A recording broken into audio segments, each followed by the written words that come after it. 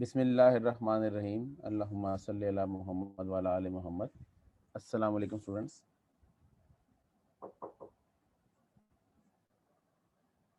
वालेकुम सलाम। वालेकुम सलाम सर।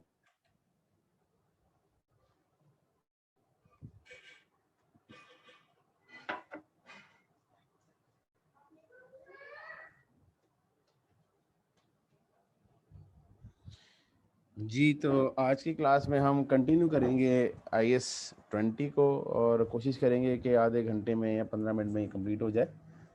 फिर हम नया स्टैंडर्ड स्टार्ट करने का प्लान है इंशाल्लाह IS 40। तो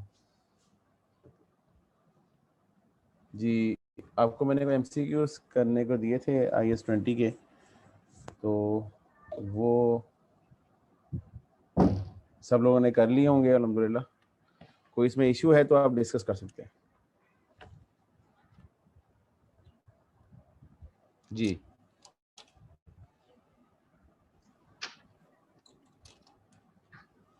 सर एमसीक्यू नंबर 17 और 18 जरा 17 and 18।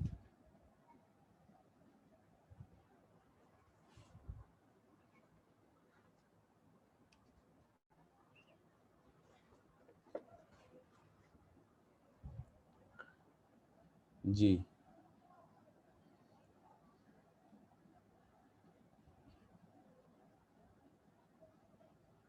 अच्छा, इससे पहले सबके एमसीक्यूज ओके हैं 70 से पहले? आई थिंक ये सर एमसीक्यू नंबर 3 भी एक बार देख लें। हाँ, तो ये सीक्वेंस ही चले ना। आपके पास अभी एमसीक्यूज नंबर 1 2 3 4 4 के बाद 16 है, तो 3 कह रहे हैं आप? 3 जी सर। 3 में क्या इशू है जी? On January 1, 2019, Boom Limited received 2 million from the local government, ठीक है जी, on the condition that the employee at least 200 staff each year for next 4 years. On this date, it was virtually certain that the B would meet these requirements. However, on January 1, 2022, जी, after how many years? Sir 3 years बाद। हाँ, after 3 years, ठीक है। आप जो उसको due to the economic downturn the reduce consumer demand no longer needed to employ 100 staff, the conditions of the grant required half repayment. देखें, होता ये है कि जब आप कोई ग्रांट गवर्नमेंट से रिसीव करते हैं ना, तो उस ग्रांट को कंटिन्यू करने के लिए कुछ कंडीशन साथ में अटैच की जाती हैं, ठीक है। अब यहाँ पे कंडीशन क्या थी कि आप 200 जो स्टाफ है वो हर साल एम्प्लॉय करेंगे 4 years के लिए, ठीक है। अब आपने क्या किया है कि आपका लास्ट ईयर रह गया था, ठीक है, क्योंकि आपने देखें 19 को पूरे कर लिए, 20 कर लिए, 21 कर लिए, 22 को यानी इस साल आप नहीं, आखिरी साल आप नहीं कर सके। जब आखिरी साल आप नहीं कर सके तो आपने करना क्या होगा कि आपने 2 million को 4 सालों पे स्प्रेड किया होगा ना, ठीक है जी। 2 million को आपने 4 पे डिवाइड किया होगा और हर साल आप उसको रिलीज कर रहे होगे डेफर्ड ग्रांट को। तो आखिरी साल जो डेफर्ड ग्रांट है ना, उसका बैलेंस होगा 5 लाख, ठीक है जी। क्यों 5 लाख होगा कि 3 साल तो आप उसको रिलीज कर चुके हो ना, 5-5 लाख करके। चौथे साल में आपका 5 लाख का बैलेंस रह गया जी डेफर्ड ग्रांट का, ठीक है। अच्छा, चूंकि आपने पेमेंट करनी है हाफ, हाफ मींस के 2 million का हाफ, वो कितना होता है 1 million। तो अब इसकी एंट्री पास करेंगे। आपने जो कैश क्रेडिट करना है ना वापस, वो तो करना है 1 million से, क्योंकि आपने हाफ रीपेमेंट करनी है। अब इसको बुक आप ऐसे करेंगे कि इसको डेबिट करेंगे डेफर्ड ग्रांट, क्योंकि ये अब आपका ये इशू क्लोज हो गया ना। अब आपका तो कोई ग्रांट डेफर्ड नहीं रहेगी, क्योंकि आपने वापस कर रहे हैं ग्रांट को। तो डेफर्ड ग्रांट डेबिट 5 लाख, क्योंकि इतना ही बैलेंस पड़ा हुआ है इसमें, लेकिन बाकी तो आपका नुकसान हो गया ना, ठीक है। तो वो आप करेंगे प्रॉफिट लॉस को डेबिट, या कोई लॉस को रिकॉर्ड करेंगे, ठीक है। तो प्रॉफिट लॉस को डेबिट करेंगे 5 लाख से। क्यों डेबिट करेंगे जी? क्योंकि ये नुकसान है ना जी आपका। आपने कंडीशन नहीं पूरी की और आपको 1 मिलियन का लॉस है, बुक तो करना है ना आपने, तो ये एंट्री होगी। तो देखना ये एंट्री कहाँ पे जाके मीट हो रही है। Debit deferred grant and PNL by 5 lakh debit, हाँ जी ये एक ए में, A is the correct answer, A is the correct answer.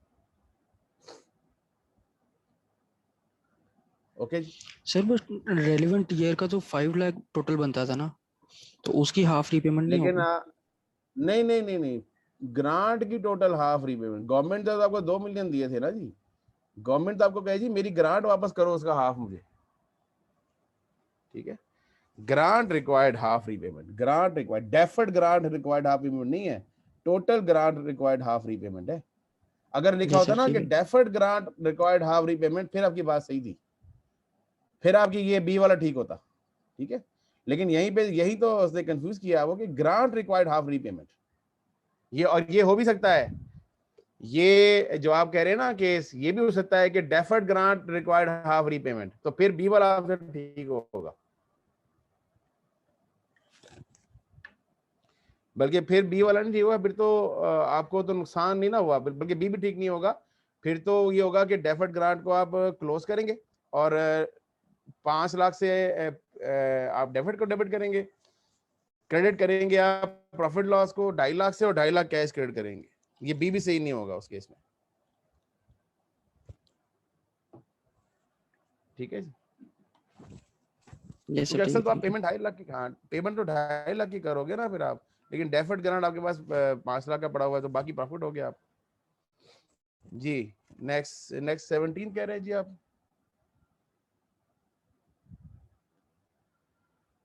हाँ जी Yes, sir, 17.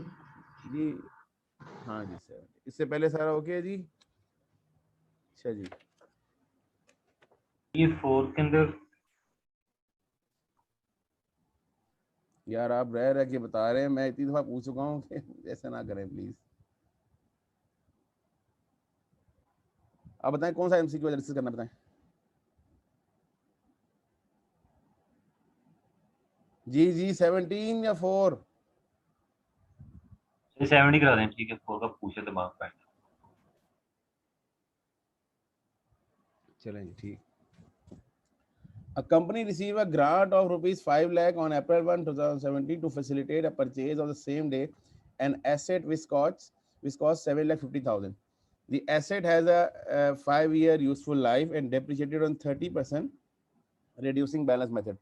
देखिए होता ये है कि जब आप जिस रेशियो पे या जिस पैटर्न पे डेप्रिसिएशन को रिकॉर्ड करते हो ना, आप उसी पैटर्न पे ग्रांट को भी रिलीज करोगे। मतलब देखो ना, अब ये 5 लाख है ना जी, तो 5 लाख जब ग्रांट का बैलेंस है, तो जिस पैटर्न पे आप डेप्रिसिएट कर रहे हो उसी पैटर्न पे आप ग्रांट को भी रिलीज करेंगे। तो 5 लाख अब ये पूछ क्या रहा है कि company policies to account for all government grant and receive deferred income, ठीक है जी। What amount of income will be recognised in respect of grant in the year March 13, 2019, यानी सेकंड ईयर की बात कर रहा है।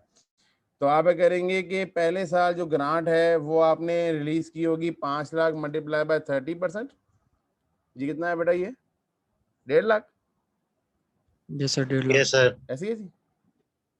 हाँ दूसरे साल आपके पास 3.5 लाख रह गई है, तो 3.5 लाख का 30% निकालें तो कितना 1 आएगा? लाख 5। 1,05,000। हाँ 1,05,000, ये 1,05,000 आंसर है जी इसका। यहाँ सर आएगा अभी 1,055। सर अभी आपने कहा है कि हम जो ग्रांट है उसको कैलकुलेट करेंगे डेप्रिसिएशन के मुताबिक, यानी कि जो, हाँ जी ठीक है ना। लेकिन जब ऊपर जब हम जाते हैं 16 एमसीक्यूज में जाते हैं, तो उसके अंदर उसने वो जो एसेट की जो लाइफ है वो 5 साल पे उसने किया हुआ है सेपरेट, जबकि ग्रांट 4 साल की है। हाँ तो वो तो ग्रांट को 4 साल ले रहा है, 5 साल का नहीं नहीं ले रहा। नहीं, वो ग्रांट को जो है ना हम एसेट के ऊपर ही लेंगे, ठीक है। ग्रांट को एसेट की लाइफ, क्योंकि देखो एसेट के साथ ही है ना जी। सर आप जरा देख लेना 16 के ऊपर पढ़ लीजिए। हाँ तो 16 में उसने क्या किया हुआ है, 16 में उसने यूजफुल लाइफ पे किया हुआ है ना। अगर आप इसका जाके वो नोट भी पढ़े ना जो इन्होंने लिखा हुआ है सोल्यूशन में नोट भी जाके पढ़े ना, तो उन्होंने यही लिखा हुआ है कि the grant should be release over the useful life of asset, not the based on the possibility of the item being repaid. Therefore, rupees 1 million should be released over 5 years, being a release of 2 lakh a year at 30th June 6 months should be released, meaning that 1 lakh has been released. This leaves rupees 9 lakh as deferred income. ये मैं explain करता हूँ आपको. देखें जी, 16 के अंदर ये कह रहा है कि आपने 1 मिलियन ग्रांट रिसीव की है, ठीक है, और ये आपका जो है ना 1 जनवरी 2013 को. अच्छा, उसके बाद आपको कह रहा है कि the grant is repayable if the entity sells the asset within 4 years, ठीक है, which does not intend to do. उसका इंटेंशन भी कोई नहीं है, और एसेट की जो लाइफ है वो 5 साल है. तो आप क्या करेंगे, आप इस ग्रांट को 5 पे डिवाइड करेंगे, तो एनुअल जो रिलीज है वो आपका बनेगा 2 lakh. Annual release of deferred income is equal to 1 million divided by 5, that is 2 lakh. ठीक है, अब चूंकि आपका जून 30 का वो पूछ रहा है डेफर्ड का बैलेंस, तो अभी तो 6 महीने गुजरे हैं ना जी, तो 6 महीने गुजरने के बाद आपका क्या बनेगा 9 लाख, क्योंकि अभी तो आपका 1 लाख रिलीज हुआ है सिर्फ, ठीक है, क्योंकि 2 लाख तो बनेगा पूरे साल का, और आपका अभी 6 महीने गुजरे हैं, तो 6 महीने में तो लाख रुपए रिलीज हो जाएगा, बाकी 9 लाख पीछे रह जाएगा. ठीक है जी. सर ये फिर जो 9 लाख है ये फिर हमारी नॉन करंट लायबिलिटी होगी या करंट? नहीं, इसमें जो आईएएस कहता है कि ये जो 6 महीने के अंदर या जो साल के अंदर पेमेंट होगी ना वो करंट होगी, बाकी नॉन करंट में रिपोर्ट होगी. ठीक है, इसका कॉन्सेप्ट मैं इंशाल्लाह आपको ना लीज में जाके डिटेल से समझाऊंगा. अभी चूंकि हम थोड़े से कैलकुलेशन मैकेनिक्स देख रहे हैं, तो ये ऐसी लायबिलिटी जो जिसके अंदर दोनों चीजें शामिल हों, यानी वो करंट भी है और नॉन करंट भी है, तो आईएएस की रिक्वायरमेंट्स होती हैं कि आप उसको 2 हिस्सों में ब्रेक करके रिपोर्ट करें. जो करंट पोर्शन है उसको अलग रिपोर्ट करें, और जो नॉन करंट पोर्शन है उसको अलग रिपोर्ट करें. इसकी एग्जांपल, जो बेस्ट एग्जांपल है वो लीज के अंदर आती है. लीज जो लायबिलिटी होती है वो चूंकि लेट्स सपोज 5 साल की लीज है और आपने अभी 1 साल गुजरा है, तो 4 साल की लीज लायबिलिटी रहती है ना, उसमें से हम 1 साल को रिपोर्ट करेंगे करंट में और बाकी 3 साल को रिपोर्ट करेंगे नॉन करंट में. इस तरीके से यहाँ पे भी डेफर्ड लायबिलिटी 9 लाख है ना, तो 9 लाख के हम 2 हिस्से करेंगे. जो 2 लाख है वो करंट होगा, और जो बाकी जो 7 लाख है वो नॉन करंट होगा.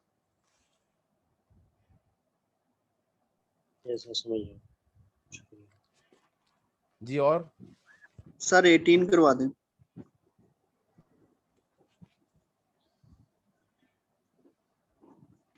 एटीन में क्या नहीं समझ आया आपको, बताएं जरा. सर इसमें 1.5 मिलियन वो एडवांस में ले रहे हैं, तो इसको सर 1.5 पे नहीं डिवाइड करेंगे? वो तो जो 1.5 है वो तो आपको एंड पे मिलना है सर. देखें, ग्रांट एक होता है ग्रांट का मिलना, एक होता है ग्रांट की अप्रूवल.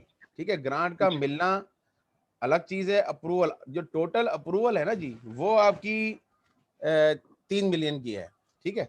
अच्छा, अब आप इसको देखेंगे, manufacturing entity is entitled to grant of ₹3 million for creating 50 jobs and maintaining them for the years. अच्छा, 1.5 million is received as job created and the remaining 1.5 receivable after 3 years. ठीक है जी, provided that 50 jobs are still exist. ठीक है. अच्छा, 3 साल के लिए आपको ना वो 3 मिलियन प्रोवाइड किए गए हैं, और यहाँ पे आपको ये कह रहे हैं कि जी आपका 3 साल के बाद आपको 1.5 मिलियन मिलेगा. ठीक है जी. अच्छा, जब आपको 1.5 मिलियन मिल गया तो आपने क्या किया,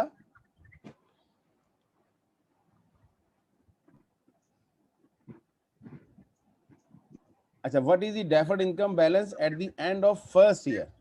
ठीक है जी. तो आप क्या कह रहे हैं कि 1.5 मिलियन मिला मुझे, और हम आपका क्वेश्चन इसमें क्या है बेसिकली? सर इसमें 1.5 मिलियन तो मिला, लेकिन जो हमें मिला ही नहीं वो डेफर्ड इनकम में तो नहीं आएगा सर. सर इसको जरा सॉल्व करवा दें. हाँ ठीक है.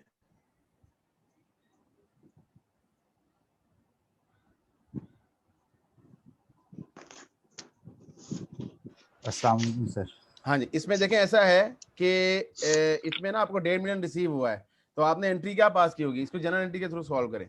जब आपने एंट्री पास की होगी, जी यासिन साहब मैं आपको बताता हूँ, यासिन साहब मैं आता हूँ। सर बस मैंने ये कहना था, ये तो आपने सर दिया ही नहीं था करने के लिए 18 नंबर। नहीं मैंने 18 इसमें लिखा हुआ नहीं था। सर नहीं दिया सर, था। ये है सर, देखें 18 नहीं है सर। क्वेश्चन नंबर 18 है सर। सर मैंने आपको जो सॉरी सर, स्क्रीनशॉट भेजा, मेरी मिस्टेक मैंने उसे मार्क ही नहीं किया, मैंने सॉल्व ही नहीं किया। Thank you. कोई बात नहीं, हो जाती है, गलती हो जाती है। अच्छा देखें, उसमें ये होता है कि जब आपने रिसीव किया ना 1.5 मिलियन, तो चूंकि आपने भी 1.5 मिलियन रिसीव किया है और पहले साल का जो रिलीज है वो 1 मिलियन है, क्योंकि 3 साल पे है ना 3 मिलियन, तो पहले साल 1 मिलियन रिलीज हो जाएगा, तो इसमें 5 लाख बैलेंस बच जाएगा डेफर्ड में। Okay sir. ये 5 लाख आंसर है। एंट्री पास कर लेते हैं जी, ये एंट्री पास करें जी। कैश डेबिट 1.5 और डेफर्ड ग्रांट क्रेडिट 1.5, ठीक है। और दूसरे ईयर एंड पे एंट्री हो जाएगी डेफर्ड ग्रांट डेबिट 1.0 और ग्रांट इनकम क्रेडिट 1.0, ठीक है जी। तो बैलेंस कितना बचेगा डेफर्ड ग्रांट का? 0.5, ठीक है जी। ओके जी, आगे सर चलिए। इसको हम पास्ट और करंट के हिसाब से अलग अलग सेपरेट नहीं कर सकते? नहीं, जो 1.5 मिलियन है ना, वो तो आपको अभी रिसीव ही नहीं ना हुआ, वो तो आपको रिसीव होगा जब 3 साल गुजर जाएंगे, तो उसका तो आप कभी कुछ नहीं कर सकते। सर उसको जैसे 3 साल के बाद ही अगर हम पास्ट के जैसे एक्सपेंस होते हैं उसमें रिलेट कर लें। नहीं ये अभी तो आपको रिसीव हो गया ना, जो 3 साल बाद रिसीव होगा उसका ट्रीटमेंट आप वैसे ही करेंगे, बिल्कुल सही कह रहे हो, उसका ट्रीटमेंट आप वैसे ही करोगे, लेकिन ये तो आपको अभी मिल चुका है ना, इसको तो कहीं ना कहीं रिकॉर्ड करना है ना आपको 1.5 मिलियन को। ये क्रेडिट का बैलेंस है ना हमारे पास, नहीं कि हमारी लायबिलिटी है, हमने ज़्यादा रिसीव कर लिया 0.5। जी लायबिलिटी, डेफर्ड लायबिलिटी है जी। तो सर इस तरह से ये नेक्स्ट ईयर जब सेकंड ईयर में जाएगा तो वो सिर्फ 5 लाख ही जाएगा? हाँ, सेकंड ईयर में क्या करोगे आप, सेकंड ईयर में आप रिसीवेबल रिकॉर्ड करोगे, ठीक है। वो सेकंड ईयर का ट्रीटमेंट ऐसा होगा कि डेफर्ड आपके पास पड़ा होगा 5 लाख, लेकिन आपकी जो इनकम है ना वो 1 मिलियन की होगी, तो उसमें फिर आप एक गवर्नमेंट के अगेंस्ट रिसीवेबल बुक करके उस इनकम को रिकॉर्ड करोगे, ठीक है। आप एंट्री पास करोगे डेफर्ड इनकम डेबिट 5 लाख से, ग्रांट रिसीवेबल डेबिट 5 लाख से, और ग्रांट इनकम क्रेडिट 1 मिलियन से। और थर्ड ईयर जब आपको रिसीव हो जाएगी ना 1.5 मिलियन दोबारा, तो उसमें से जो 5 लाख है ना वो आप पिछले साल के रिसीवेबल को बुक करोगे, और जो बाकी मिलियन है उसको थर्ड ईयर से नॉक ऑफ करोगे।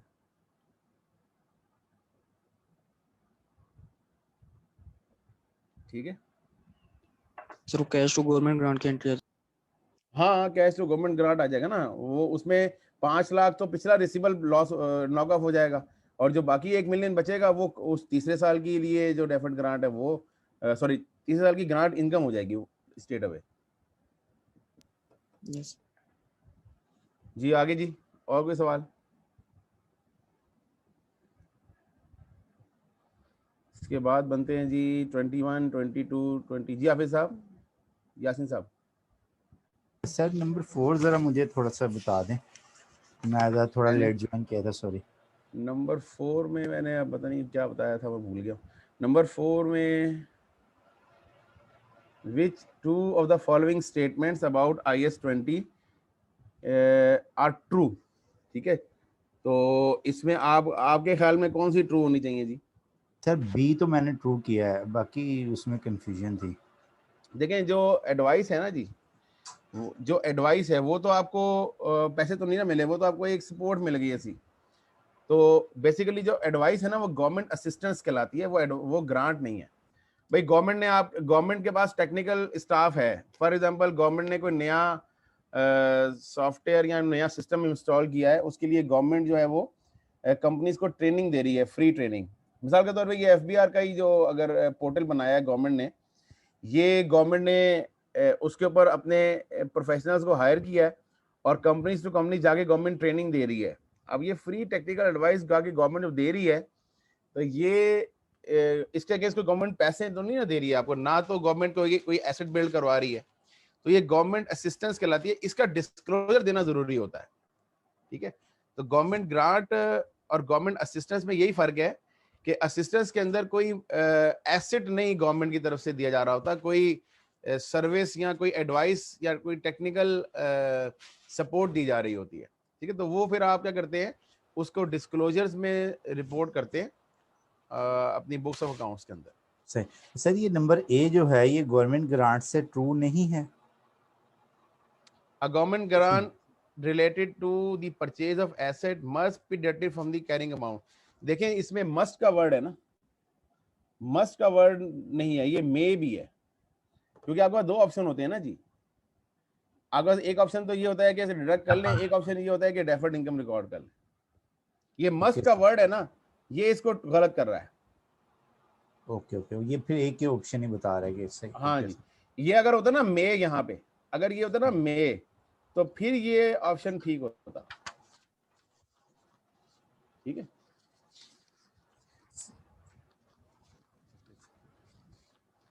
उसने तो आपको लिमिट कर दिया ना एक ऑप्शन के ऊपर, हालांकि एक ऑप्शन तो नहीं है जी। सर ये रीपेमेंट्स के मुतालिक आपका कोई लेक्चर या कोई नोट्स ऐसे हो जो थोड़ा रीपेमेंट का कॉन्सेप्ट देखें बड़ा सिंपल सा है, उसमें कोई टेक्निकल चीज है नहीं। रीपेमेंट का मतलब ये होता है कि आपने गवर्नमेंट ग्रांट की गवर्नमेंट की कोई कंडीशन को वायलेट किया और गवर्नमेंट की तरफ, और ये रीपेमेंट ना पहले से डिसाइड हो जाती है। ऐसा नहीं होता कि गवर्नमेंट अचानक आके आपसे कहती है वापस कर दो। गवर्नमेंट आपको जब आपसे ग्रांट रिलीज कर रही होती है ना, ये उसके अंदर सारी टर्म्स एंड कंडीशन डिफाइंड होती हैं कि आपको अगर ये आपने हमारी कंडीशन वायलेट की है तो आपको क्या करना पड़ेगा, ताकि जो एंटिटी है ना वो हिसाब से अरेंजमेंट करके रखे। ठीक है, अब जैसे अभी पिछले एग्जांपल में था कि 50% आपको रीपेमेंट देनी थी, तो उस केस में आपका लॉस हो गया 50%। अगर आपको 100, ऐसा भी होगा कि गवर्नमेंट आखिरी साल चौथे साल में जाके कहती है 2 मिलियन पूरा का पूरा मुझे वापस करो, तो फिर क्या करते हैं, फिर आपको पूरा का पूरा 2 मिलियन का नुकसान बर्दाश्त करना पड़ता। ठीक है, तो ये रीपेमेंट कोई इसमें कोई ऐसी टेक्निकलिटी है नहीं। हाँ, ये डिपेंड करेगा कि रीपेमेंट किस टाइम पे हो रही है, वो कैलकुलेट आपको करना पड़ेगा। उस वक्त डेफर्ड का बैलेंस कितना पड़ा हुआ है और प्रॉफिट लॉस में कितना जाएगा, ये आपको कैलकुलेट करना पड़ेगा। IAS 20 के ऊपर ना मेरे पास एक कॉम्प्रिहेंसिव क्वेश्चन है, उसका सोल्यूशन भी मेरे पास है, वो मैं आपको भेजूंगा, लेकिन वो काफी डिटेल्ड है। ठीक है, तो उसको आप वीकेंड्स पे कर सकते हैं, मैं आपको भेज दूंगा। मुझे ना फिर अगर नाजिम क्लास में है या यासीन साहब कोई भी बंदा मुझे याद दिला दे, ठीक है, तो मैं उसको भेज दूंगा। हाँ जी जी सर, ये तो अब 1-2 MCQ थे जिसमें ये रीपेमेंट ऑफ लोन थी, ये थी गवर्नमेंट ग्रांट इनकम में से थी। अगर हमें इस तरह जिस तरह आपने कैपिटल दूसरा मेथड करवाया था उसके तहत, तो फिर सर उसमें भी यही होगा। उसमें क्या करेंगे, हम एसेट की कॉस्ट को इंक्रीज कर देंगे। भाई हमने अगर हमने एसेट की कॉस्ट को कम किया हो ना, दो मेथड है ना जी, तो हम उसमें एसेट की कॉस्ट को बढ़ा देंगे, वापस बढ़ा देंगे। सर वो उसकी कैरिंग अमाउंट के तहत करेंगे या on the behalf of cost करेंगे रीपेमेंट? एक ही बात है ना, हम तो देखें कैरिंग अमाउंट बुक्स में रिकॉर्ड नहीं होती, कॉस्ट रिकॉर्ड होती है और एक्यूमुलेटेड रिकॉर्ड होती है। कैरिंग अमाउंट कैलकुलेट होती है। ठीक है, लेजर के अंदर तो कैरिंग अमाउंट रिकॉर्ड नहीं ना होती, लेजर में तो कॉस्ट होती है और एक्यूमुलेटेड होती है। ठीक है, तो हम कॉस्ट को इंक्रीज कर लेंगे। ठीक है, इसके ऊपर मैं क्वेश्चन आपको दे दूंगा, काफी कॉम्प्रिहेंसिव क्वेश्चन है, वो 3 से 4 साल मुसलसल वो लेके चलता है, जनरल एंट्रीज करवाता है, वो सारे मेथड उसमें कवर, लेकिन वो काफी कॉम्प्रिहेंसिव है। वो जब हमारा पेपर था ना रिटर्न पेपर, तो मैं उस वक्त वो करवाता था क्लास में, लेकिन अब चूंकि MCQs भेजे तो यहाँ पे MCQ ज्यादातर टेस्ट होंगे, लेकिन चीजें मैंने सारी डिस्कस कर ली हैं। लेकिन अच्छा वो क्वेश्चन है, इंशाल्लाह मैं भेज दूंगा, आपको शेयर कर दूंगा। जिस तरह मैंने आपको ये अभी एक ग्राफ भिजवाया था ग्रुप के अंदर, ये बड़ा अच्छा ग्राफ बना हुआ था, इसके अंदर सारा स्टैंडर्ड तकरीबन कवर हो गया था। ठीक है, तो ये इस तरह की चीजें मैं इंशाल्लाह आपसे शेयर करता रहूंगा टाइम टू टाइम इंशाल्लाह। ओके जी, और कोई सवाल IAS 20 से? फिर IAS 40 को हम स्टार्ट करते हैं। IAS 20 के अंदर अब जो आपका कोर्स पैक है, इस कोर्स पैक से आप इसको गो थ्रू कर लीजिएगा, उसके अंदर इतनी कोई अब चीज नहीं है। अगर मैं इसको देखूं कोर्स पैक के अंदर, बड़ा सिंपल सा कोर्स पैक के अंदर ये डिस्कशन की हुई है। क्या पेज था, पेज नंबर 218 था, पेज नंबर सर 218 जी सर। हाँ जी, 218 पेज।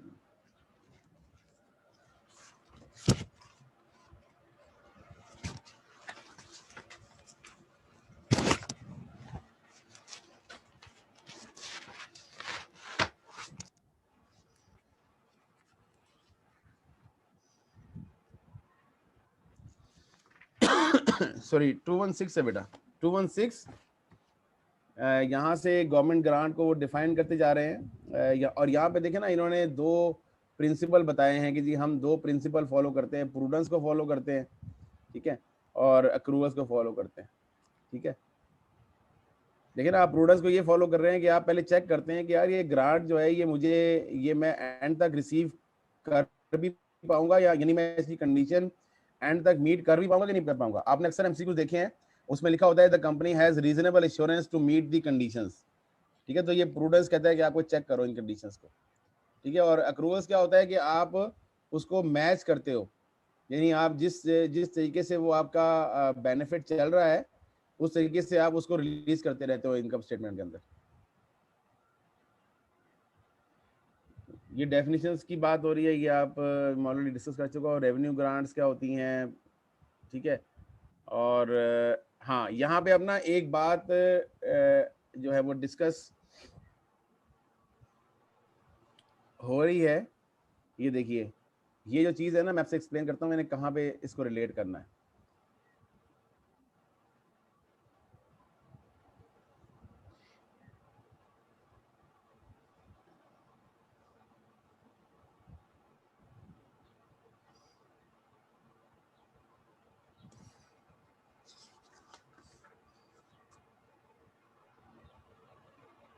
थोड़ा सा अभी मेरी मजबूरी है कि ऑनलाइन सिस्टम है, तो इस तरीके से चलना पड़ेगा। यहाँ पे बेसिकली वो रेवेन्यू ग्रांट की ना दो प्रेजेंटेशन की बात कर रहा होता है। मैं अभी इन दोनों को कॉपी करके ना मैं फिर आपसे समझाता हूँ कि ये किस तरह की बात हो रही है, क्योंकि फ्लो चार्ट में तो मैंने एक चीज़ एक्सप्लेन कर दी थी, लेकिन अब ये चूँकि अब रिटर्न में कहाँ से आगे मैच होगी। देखिए ये दो स्टेटमेंट्स हैं जो इन्होंने बात की हुई है। अच्छा, अब ये कहाँ से रिलेट कर रही है? मैंने आपसे कहा था कि जो अगर रेवेन्यू ग्रांट होगी और ये ग्रांट फ्यूचर और करंट से रिलेट करी तो उसके दो ऑप्शन होते हैं, या उसको वो अदर इनकम ट्रीट करेगा या उसको डिडक्ट कर देगा। तो ये जो डिडक्शन वाला एरिया था ना, इसके बारे में ये वाला पैराग्राफ है, और जो अदर इनकम वाला पैराग्राफ था उसके बारे में ये वाला पैराग्राफ है, ठीक है। तो ये पैराग्राफ आप इस इन्हीं दो चार्ट के साथ इसको टैग कर लीजिएगा। अच्छा, यहाँ पे ना बड़ी इंटरेस्टिंग सी डिस्कशन ये लोग कर रहे हैं। वो कहते हैं जी कि आप इसको अगर अदर इनकम ट्रीट करते हो ना, तो जो लोग इसके हामी हैं वो इसको इसलिए डिफेंड करते हैं कि ये ठीक है कि आप इसको जब नेट ऑफ कर दोगे ना, जब आप एक्सपेंस से नेट ऑफ कर दोगे तो आप कंपैरेबिलिटी लूज कर जाओगे, ठीक है। मतलब आप अगर एक एंटिटी है उसको ग्रांट नहीं मिली और एक एंटिटी को ग्रांट मिली है, तो अगर आपको ग्रांट मिली है और आपने उसको नेट ऑफ कर दिया है तो ये गलत है, क्योंकि आप नेट ऑफ करने से दूसरी एंटिटी के साथ फिर कंपैरिजन नहीं कर सकते अपने एक्सपेंसेस का। तो ये बेहतर नहीं है कि आप नेट ऑफ करो, आप उसको अदर इनकम रिपोर्ट करो। ये वाले कहते हैं, ऊपर वाले अदर इनकम वाले। और जो ये कहते हैं ना डिडक्शन फ्रॉम अदर एक्सपेंसेस, यानी उससे रिलेटेड एक्सपेंस से डिडक्ट कर लें, वो कहते हैं कि यार अगर आप ये एक्सपेंस ना करते तो आपको ग्रांट भी ना मिलती। तो चूंकि ग्रांट का ताल्लुक डायरेक्ट उस एक्सपेंस से है, लिहाजा उसमें से माइनस होना चाहिए। तो अब यहाँ पे दोनों प्रेजेंटेशन ठीक हैं, गलत कोई नहीं है, बस ये दो डिफरेंट अप्रोचेस हैं, ठीक है। इसको आप पढ़िएगा और इसको इससे रिलेट कीजिएगा। और जो मैंने आपको फ्लो चार्ट बताया था ना गवर्नमेंट ग्रांट का, वो आप जब सामने रखेंगे तो ये आपको कॉन्सेप्ट क्लियर हो जाएगा।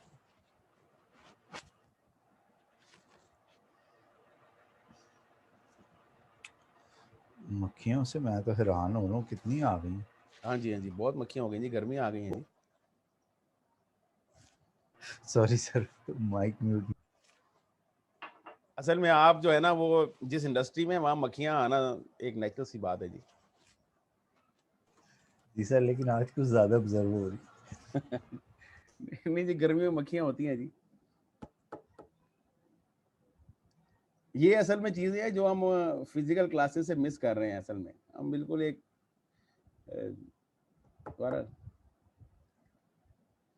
स्कूल तो खुल गए, स्कूल तो 7 जून से खुल गए जी। तो सर क्लासेस हमारी फिजिकल होने के चांसेस हैं? सर स्कूल तो खुल गए हैं 7 जून से ना। मुझे बच्चों का तो नोटिफिकेशन आ गया मुझे कि आप बच्चों को 7 जून से स्कूल भेजें, ठीक है। अब सर हमारा भी स्कूल वाला हिसाब है, और क्या है ये? हाँ जी, स्कूल ही है जी, और क्या है, हमारा भी स्कूल है। देखें जो डिसीजन होता है इदारे का वो हमें मंजूर है। ओके जी।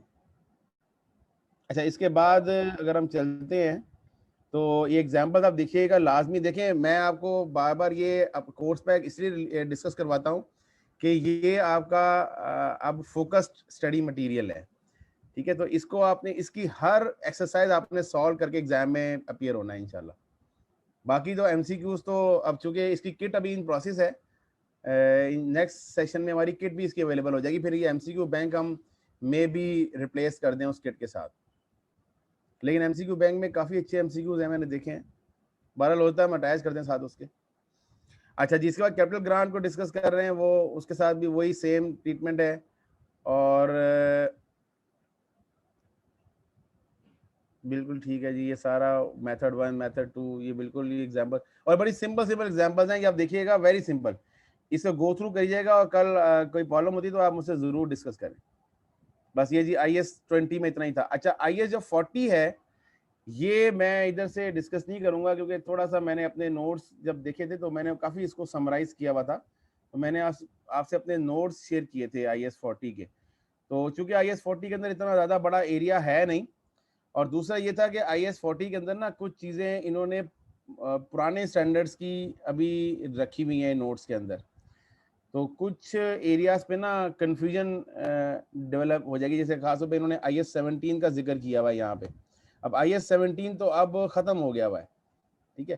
तो इट इज़ मोर अप्रोप्रिएट कि हम जो लेटेस्ट प्रोनाउंसमेंट्स हैं उसके साथ हम स्टैंडर्ड को देखें। तो मैं आपके साथ वो नोट्स ओपन करता हूँ जो मैंने आपसे शेयर किए थे। अभी तक कोई सवाल है तो आप पूछ लें मुझसे, एनी क्वेश्चन टिल अब तक जो चीज़ें पढ़ी हैं। अस्सलाम वालेकुम सर। जी जी, वालेकुम सलाम।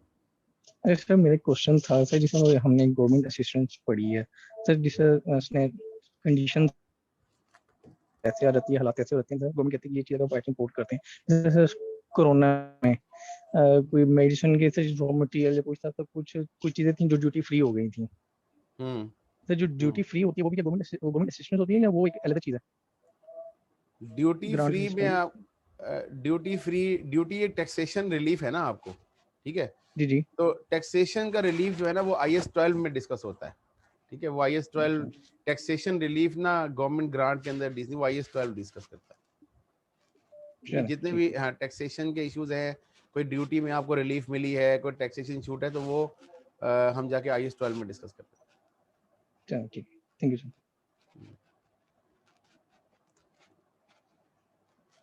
क्योंकि गवर्नमेंट अपनी लायबिलिटी फॉरगो कर रही है ना। गवर्नमेंट की लायबिलिटी जहाँ बनती 100 रुपये, वो आपसे 50 रुपये ले रही है, तो वो उसका ताल्लुक आपकी रिपोर्टिंग से नहीं है, वो तो गवर्नमेंट की लेजिस्लेशन एक लायबिलिटी थी। और कोई सवाल बेटा करना चाहे तो आप पूछ सकते हैं।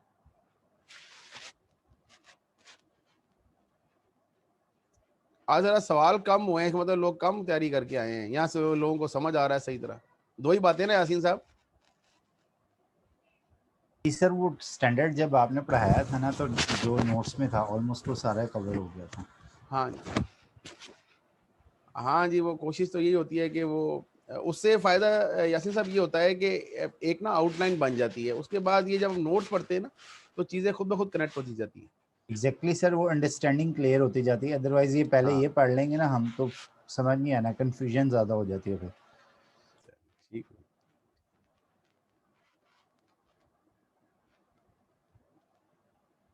ओके जी, अब हम स्टार्ट करने लगे जी IS 20। तो ज़रा आप नया आप वर्का खोल लें, उस वर्के के ऊपर लिख लें IS 40 इन्वेस्टमेंट प्रॉपर्टी।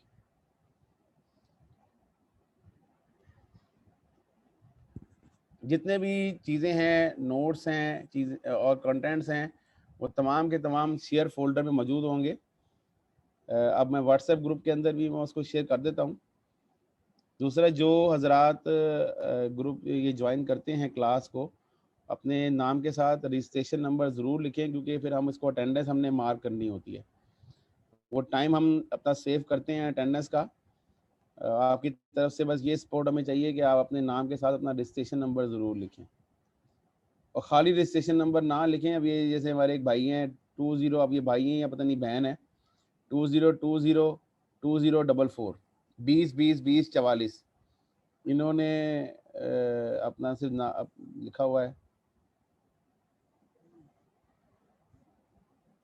और अब ये सुलैरी रहूफ साहब ने भी रजिस्ट्रेशन नंबर नहीं लिखा, सुमेरा ने भी नहीं लिखा हुआ, ताहिर नवाज ने भी नहीं लिखा, वजाहत अली ने नहीं लिखा, Wasim Gill.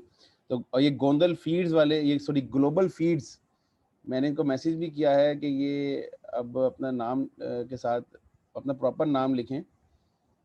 You are always welcome to attend the class, लेकिन अपनी आइडेंटिफिकेशन आप अपनी शो करें।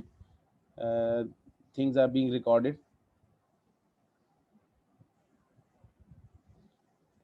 अस्सलाम वालेकुम सर। जी जी वालेकुम सलाम। सर वो पहले रजिस्ट्रेशन नाम के साथ जो है ना हमने वो लिख दिया था, लेकिन वो अभी मैंने चेक किया तो नहीं आ रहा था, अब मैंने दोबारा कर दिया है। अच्छा अच्छा, ठीक है। वो जी असल में हम जब अटेंडेंस लगाते हैं ना तो फिर अब तो मेरे पास तकरीबन मोर देन 100 स्टूडेंट टच हो रहे हैं। अब 100 स्टूडेंट अटेंड खैर 50 के करीब करते हैं, तो अब ये नहीं पता कि कौन से वाले 50 हैं, कभी 50 में से कोई आता है कोई नहीं आता, तो वो फिर हमें रिपोर्ट एक सबमिट करवानी होती है। ठीक है, तो कुछ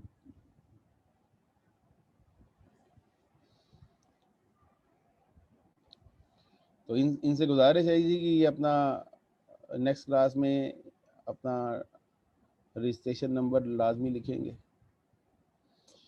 लें जी, बिस्मिल्लाहिर्रहमानिर्रहीम। इन्वेस्टमेंट प्रॉपर्टी बड़ा सिंपल सा स्टैंडर्ड है, लेकिन बहरहाल इसमें भी कुछ इश्यूज हमें डिस्कस करने हैं। इसको मैं इसी नोट्स से गो थ्रू लेके चलूँगा, वो जो फ्लो वाला सिस्टम है, क्योंकि ये मैंने खुद ही अपने नोट्स बनाए थे। इन्वेस्टमेंट प्रॉपर्टी ऐसे नाम से जाहिर है प्रॉपर्टी है, यानी ये गैर मनकूला जायदाद की बात हो रही है, यानी इमूवेबल प्रॉपर्टी की बात हो रही है। यहाँ पे रियल इस्टेट की बात हो रही है, यानी इमूवेबल प्रॉपर्टी। इसका मतलब यह है कि मशीनरी, लैंड, मशीनरी और ये इक्विपमेंट वगैरह यहाँ से रिमूव हो गए, यहाँ लैंड एंड बिल्डिंग की बात हो रही है। ये चीज़ हमने कंफाइन कर ली, ठीक है। अब इसकी डेफिनेशन क्या है? डेफिनेशन है investment property IP is the property, land और बिल्डिंग और पार्ट ऑफ अ बिल्डिंग। जैसे फ्लैट होता है तो फ्लैट भी तो बिल्डिंग का पार्ट है ना, ठीक है। तो हेल्ड टू अर्न रेंटल्स और कैपिटल एप्रिसिएशन। जैसे दो चीजें हैं, या तो आपने रखी हुई है उसको किराए पे देने के लिए, या आपने रखी हुई है कि फ्यूचर में इसकी वैल्यू बढ़ेगी तो बेच देंगे। ये दो मकसद में से कोई एक मकसद भी होगा ना, तो आपने अगर वो प्रॉपर्टी हेल्ड रखी हुई है तो आपके लिए वो इन्वेस्टमेंट प्रॉपर्टी है। और हेल्ड जो वर्ड है, हेल्ड मतलब के अंदर आपकी ऑनरशिप भी आती है और आपकी फाइनेंस लीज भी आती है। यानी अगर आपने फाइनेंस लीज पे भी कोई प्रॉपर्टी एक्वायर की हुई है तब भी वो आपके लिए हेल्ड कंसिडर होगी, इन्वेस्टमेंट प्रॉपर्टी कंसिडर होगी। और अगर आपकी वो एक्चुअल ऑनरशिप में है और आपने उसको रेंट पे देने की रखा हुआ है तब भी वो आपकी इन्वेस्टमेंट प्रॉपर्टी है। मिसाल के तौर पे आपके पास एक प्लाजा है, उस प्लाजे के अंदर आपने जितने भी दुकानें हैं वो आपका अपना प्लाजा है, ठीक है। तो वो दुकानें आपने किराए पे दी हुई हैं। अब ये जो आपकी प्लाजा है ये आपके लिए इन्वेस्टमेंट प्रॉपर्टी है, नंबर 1, क्योंकि आप इसके मालिक हैं। नंबर 2 ये कि अगर आपने ये प्लाजा लीज पे लिया हुआ है, यानी आपने 100 साल के लिए प्लाजा लीज पे ले लिया है, ठीक है। अब 100 साल इफेक्टिवली एक प्लाजे की वर्थ लाइफ होती है, आपकी अपनी लाइफ 100 साल से कम है, ठीक है। अब तो इंसान की एवरेज लाइफ अब 50 को टच कर रही है, ठीक है। तो आपने 100 साल के लिए एक बिल्डिंग लीज पे ले ली है, तब भी वो बिल्डिंग, आप उसके ऑनर तो नहीं हो, लेकिन तब भी वो बिल्डिंग आपके लिए इन्वेस्टमेंट प्रॉपर्टी ही है, ठीक है। और आपने आगे उसको किस पर्पस के रखा हुआ है कि आपने उसको किराए पे देना है या आपने उसको कैपिटल एप्रिसिएशन के लिए रखा हुआ है। तो ये बड़ी स्पेसिफिक सी डेफिनेशन है इन्वेस्टमेंट प्रॉपर्टी की। सर लीज के ऊपर लेंगे तो फिर हमारी कैपिटल एप्रिसिएशन कैसी होगी?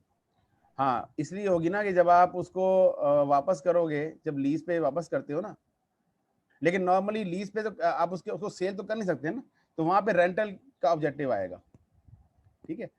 उस पे तो आप अगर you are not the legal owner of that property, लेकिन आप उसको आगे सबलेट तो कर सकते हो ना, आप किसी को किराए पे दे दो उसको, जी, अनरेंटल हो सकता है। हाँ उसमें, ठीक है। लेकिन उसने देखो ना, स्टैंडर्ड ने तो डेफिनेशन को कवर करना है ना, हर चीज कवर करनी है, ठीक है। तो अब ऑनरशिप के अंदर तो आप दोनों काम कर सकते हो ना, आप उसको अप्रिशिएट भी करवा सकते हो और उसको आप रेंट पे दे सकते हो, लेकिन जो फाइनेंस लीज है, ठीक है, और उसको सिर्फ आप रेंटल के रख सकते हो।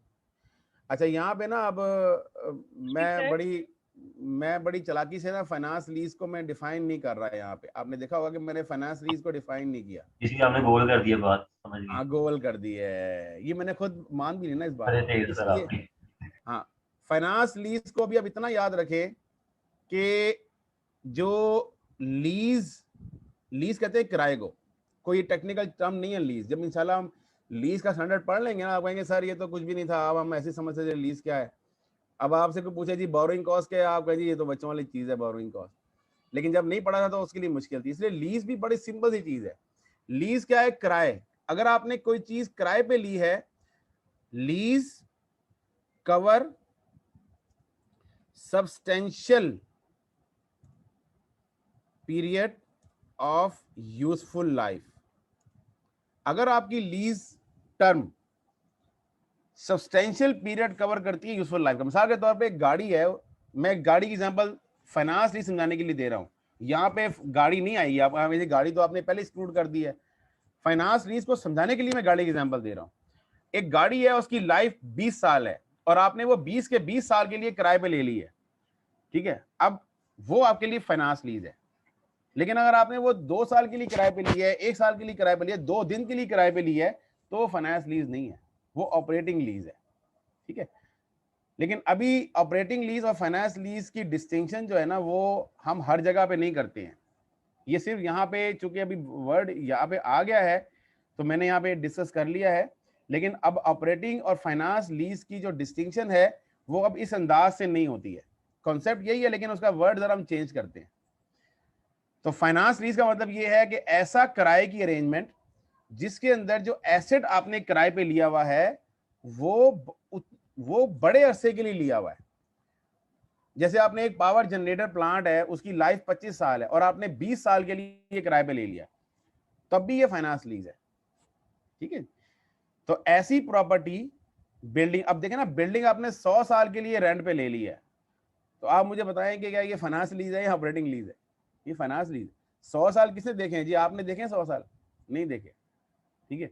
आज आप अगर आज की डेट में अगर आप एक 100 साल की अरेंजमेंट करते हैं तो आपके पोते नवासे उसको कवर कर रहे होंगे, ठीक है। तो ये तो एक लाइफ टाइम ही हो गया ना, लाइफ टाइम के लिए आपने चीज ले ली है। लेकिन सर लैंड तो डेप्रिशिएट होती नहीं है ना, तो लाइफ मैं बिल्डिंग की बात कर रहा हूँ, बिल्डिंग की नहीं, लेकिन लैंड भी अगर आप 100 साल के लिए ले लेते हो तो तभी वो फाइनेंस लीज में आ जाएगी ना जी। क्योंकि देखिए 100 साल तो देखिए ना, इंसान की तो लाइफ, इंसान तो डेप्रिशिएट हो जाएगा ना 100 साल से पहले जी सर, ठीक है ना, स्क्रैप हो जाएगा। हाँ जी, आप स्क्रैप कर लें। सर क्या पता कहीं मिले कोई और बूढ़ा इंसान। चल ठीक, तो आप नहीं आज ये बिलाल भाई होंगे। हाँ जी बेटा, जी बेटा सर, मैं यहाँ पे थोड़ी सी चीजें ऐड करना चाहूंगी। कैंट में इस टाइम, लाहौर कैंट में भी एग्जांपल लेना, तो जितनी भी यहाँ पे लैंड है या जितने भी घर बने हुए हैं वो सारे के सारे लीज पर हैं और वो 100 ईयर लीज होती है। और फॉर एग्जांपल अगर एक कनाल जगह है उसको डिवाइड करके वो सेल आउट हो भी जाती है ना, तो उनका लीज एग्रीमेंट एक ही रहता है। जी बेटा ऐसे ही होता है। कराची में भी कुछ प्रॉपर्टीज ऐसी हैं कि वो लीज पे, और लीज जो होती है ना, अच्छा पता क्या होता है, जब ये 100 साल पूरे हो गए ना, मसलन पोते नवासियों के टाइम पे 100 साल पूरे हो गए, तो वो फर्दर 100 ईयर्स के लिए एक्सटेंड हो जाती है, ठीक है। तो वो रहती लीज ही है, वो डॉक्यूमेंट के अंदर क्या होता है 100 साल मजीद ऐड हो जाते हैं। जैसे अभी मुझे याद है कि जब हम लोग, क्योंकि हमारा ताल्लुक भी शुरू में रिहाइश के तौर पे कराची से रहा है, वैसे बिलोंग तो हम लाहौर से करते हैं, तो कराची में जब हम रहे थे तो वहाँ कुछ प्रॉपर्टी के 100 साल पूरे हो गए थे, तो उस जगह पे क्या हुआ था कि उन्होंने उसको रिवाइज करके मजीद 100 ईयर्स के लिए उसको एक्सटेंड कर दिया था with same terms and condition. अब वो क्या था जी, जिसके पास वो प्रॉपर्टी थी उसने ऑलरेडी उसकी पेमेंट की भी है पूरे 100 सालों के लिए, उसने ली भी थी, तो वो एक्सटेंशन हो गई उसकी फर्दर, ठीक है। अच्छा जी, इसमें अब सर मैंने पूछना था, गवर्नमेंट को भी हम पेमेंट करके चीजें लीज पे लेते हैं? देखें, अगर आपने गवर्नमेंट से कोई चीज, कोई एसेट लिया है, मिसाल के तौर पे गवर्नमेंट के पास कोई ऐसा एसेट है जो नॉर्मली अवेलेबल नहीं है, जैसे कुछ सर पहाड़ वगैरह देते हैं ना लीज में, जिनके अंदर मटेरियल्स होते हैं, धाते वगैरह होती हैं, माइनिंग वो लीज पे माइनिंग देते हैं। हाँ, हाँ उसको माइनिंग। बेटे उसको ना हम लोग नेचुरल रिसोर्सेज के अंदर अकाउंट फॉर करते हैं। उसकी जरा अकाउंटिंग डिफरेंट होती है, वो आप लीज कह सकते हैं उसको, ठीक है। बेसिकली उस पर रॉयल्टी वगैरह पे करते हैं, वो कुछ और कॉन्सेप्ट है, लेकिन बहरहाल वो सेम एज एनालॉगी है तकरीबन लीज की अगेंस्ट, ठीक है। मतलब उसकी अकाउंटिंग ट्रीटमेंट तकरीबन एनालॉगस है लीज के ऊपर। अच्छा इसकी ना अब क्योंकि ये बड़ा वेग सा कॉन्सेप्ट है, तो मैंने इसके ना एग्जांपल्स बनाई हैं कि कौन सी प्रॉपर्टी को इन्वेस्टमेंट प्रॉपर्टी कहेंगे और किसको नहीं करेंगे। इसके ऊपर ना डिबेट काफी होती है, और आप लोग जरा थोड़ा सा डिबेट इसको जरा समझिएगा। और ये 2 पैराग्राफ में स्टैंडर्ड खत्म हो जाएगा, इसके बाद कुछ भी नहीं स्टैंडर्ड के अंदर, ठीक है। कब हम कहेंगे कि हमारी ये आईपी है और कब ये नॉन आईपी है, यानी कब इन्वेस्टमेंट प्रॉपर्टी है, उसकी एग्जांपल्स क्या हैं, और कब ये नॉन इन्वेस्टमेंट प्रॉपर्टी है। ये एमसीक्यूज के लिए बहुत इंपॉर्टेंट है, और मैंने अभी जो आपको एमसीक्यूज दिए हुए हैं उसके अंदर ये वाला पैराग्राफ ना काफी ज्यादा यूज हुआ है, वो टेस्टेबिलिटी पॉइंट ऑफ व्यू से। This standard provide following examples of land and building that should be classified as IP. Land held for long term capital appreciation, बिल्कुल ठीक है जी, ये तो आपकी किसी कोई डिबेट ही नहीं है इस पॉइंट के ऊपर, ये बिल्कुल आईपी है। Land held for currently undetermined use, ठीक है, आपको अभी नहीं पता कि ये लैंड का आपने इस्तेमाल करना क्या है, तो अभी भी आप उसको इन्वेस्टमेंट प्रॉपर्टी में क्लासिफाई करते हो। अगर आपके पास लैंड है और आपको अभी ये नहीं पता कि आपने करना क्या है इसका, तो स्टैंडर्ड कहता है कि ऐसी लैंड को आप इन्वेस्टमेंट प्रॉपर्टी में क्लासिफाई रखें। जब आपको समझ आ जाएगी करना क्या है, फिर आप उसको ट्रांसफर कर दें उस प्रॉपर्टी के अंदर। जी बेटा, जिसने हैंड रेज किया क्वेश्चन पूछें। जी अस्सलाम वालेकुम सर। जी सर ये जो कैपिटल एप्रिसिएशन है, ये ज़रा थोड़ा सा बता दें, मैं अभी ज्वाइन हुई थी तो मुझे आइडिया नहीं है ये। बेटे कैपिटल एप्रिसिएशन कहते हैं कीमत में इजाफे को। मतलब आज आपने लैंड ली है 20 लाख की, 2 साल बाद वो 40 लाख की हो जाएगी, तो ये 20 लाख में जो इजाफा हुआ है ना, इसको कैपिटल एप्रिसिएशन कहते हैं। ठीक है, ठीक है। Thank you. आपने सोना लिया था, जो खवातीन के सोने से ज्यादा समझ आती है ना, आपने सोना लिया था 40,000 रुपए तोले का, आज 60,000 रुपए ऐड हो गए, 1 लाख हो गया भाई, तो ये 60,000 जो इंक्रीज हुए है ना, ये कैपिटल एप्रिसिएशन है। ठीक है, ठीक है Thank जी बेटा, और दूसरा कोई सवाल? नहीं बस अभी तो यही। नहीं, वो एक और पार्टिसिपेंट ने सवाल रेज किया। Okay. Excuse me sir, sir अगर कोई प्रॉपर्टी है जो कि हाउस होल्ड के लिए यूज कर रहे हैं, उसमें रह रहे हैं, तो वो भी इन्वेस्टमेंट प्रॉपर्टी यूज होगी? नहीं, देखिए पहले तो ये कि हाउस होल्ड तो आईएफआरएस यूज नहीं ना कर रहा, हम तो कंपनीज की बात करते हैं। आप अगर हाउस होल्ड है तो आप उसको, आपके जहन में तो वो आईपी है, ठीक है। ऑनर ऑक्यूपाइड प्रॉपर्टी, ये मैंने देखा ना, ये नॉन आईपी है। पहली बात, ये आपका सवाल अगले पॉइंट में कवर हो जाएगा। अच्छा, मेरी थोड़ी सी गुजारिश ये है कि अपने क्वेश्चंस को ना जरा ये यहाँ तक के लिए होल्ड करें, जब ये सारे मैं डिस्कस कर लूंगा ना, तो फिर आपके क्वेश्चंस क्लियर के सामने आएंगे, ठीक है। Building leased out under operating lease arrangement, ठीक है, यानी आपने थोड़े अरसे के लिए किसी को रेंट पे दिया है, ठीक है, तो जो, क्योंकि आप लेसॉर हैं, ठीक है, तो as a capacity of lessor your property is a investment property, क्योंकि आपने आगे रेंट पे लोगों को देने के लिए वो रखी हुई है। Vacant building held to be leased out under operating lease, आपने बाहर पे लिखा हुआ है किराए के लिए खाली है, बिल्डिंग के बाहर ऐसा देखा ना, लिखा होता है किराए के लिए खाली है, तो वो जो बिल्डिंग है वो इन्वेस्टमेंट प्रॉपर्टी है जी, क्योंकि अभी वो किराए के लिए खाली है। और आगे क्या लिखा हुआ है, property being constructed for future use as investment property. आप एक प्लाजा बना रहे हैं और आपका मकसद क्या है कि आपने इसके दुकानों को किराए पे देना है, तब भी ये इन्वेस्टमेंट प्रॉपर्टी में क्लासिफाई होगा, ठीक है जी। इन पांचों पॉइंट में कोई पॉइंट ना समझ आए तो पूछ लें। सर पॉइंट नंबर 3 रिपीट करिएगा। हाँ, आपने किसी को थोड़े अरसे के लिए किराए पे दिया हुआ है, ठीक है, तो आपने तो वापस ले लेना थोड़े अरसे बाद, तो ये आपके लिए इन्वेस्टमेंट प्रॉपर्टी है, लेसोर के लिए, विद रिस्पेक्ट टू लेसोर की बात हो रही है, with respect to lessor. Lessor mean जिसने किराए पे दिया हुआ है, मालिक, ऑनर। ठीक है सर ये नंबर 3 में एक बात बताइएगा जी। सर ये हमने पहले खुद फाइनेंस लीज पे कोई प्रॉपर्टी ले ली और आगे हमने फर्दर उसे दे दी रेंटल पे, तो तभी हम इसे जी इन्वेस्टमेंट प्रॉपर्टी। हाँ, ये मैंने अर्ज की थी ना कि जरा ये यहाँ तक क्वेश्चंस ये इसमें कवर हो गए। देखें ये सेकंड लास्ट पॉइंट यही है कि आपने कोई फाइनेंस लीज पे ली हुई है तो वो आपके लिए अब नॉन आईपी है, लेकिन ये उसके लिए आईपी है जिसने फाइनेंस लीज पे ली हुई है। ये आपको पॉइंट ऐसे सब समझ आएगा, ये पॉइंट पढ़ लेंगे आप। ठीक है, इससे जरा रिलेट करिएगा। मैं ये हाँ ओके। अच्छा, अब नॉन आईपी क्या है जी? अब मैंने क्या किया है कि जो जो नॉन आईपी है ना, वहां उनके रेलेवेंट स्टैंडर्ड के नाम भी लिख दिए ताकि आपको कवर हो गया ये नॉन आईपी क्यों है और अगर ये नॉन आईपी है तो कहाँ कवर होगा। ठीक है, ये चीज आपकी ना बुक में नहीं मेंशन थी सारी जगह पे, तो मैंने इसको ये इसलिए यहाँ पे कवर कर दिया। अच्छा जी, अब ऑनर ऑक्यूपाइड प्रॉपर्टी, ये जो वर्ड है ना, ये स्टैंडर्ड का वर्ड है। ऐसी प्रॉपर्टी जिसपे मालिक, जो मालिक के इस्तेमाल, तो ऐसी प्रॉपर्टी कभी भी इन्वेस्टमेंट प्रॉपर्टी नहीं हो सकती। ठीक है जी।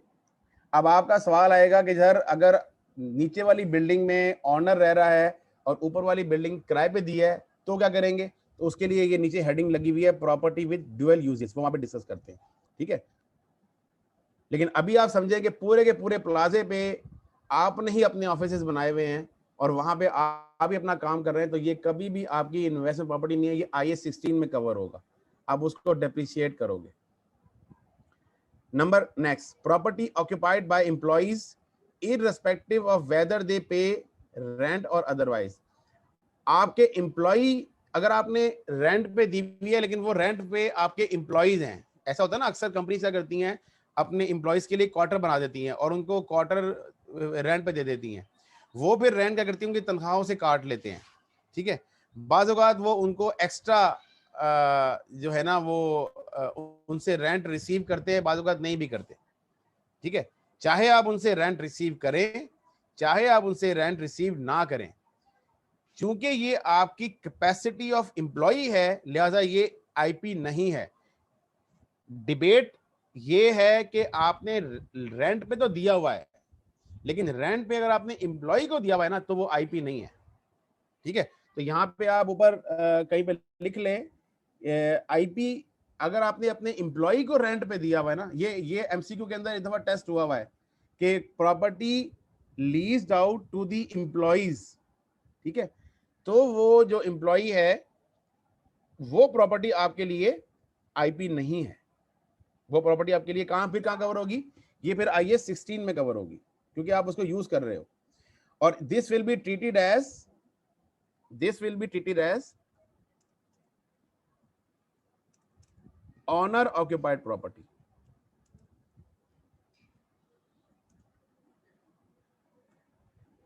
ठीक है, number 5, owner occupied property awaiting disposal.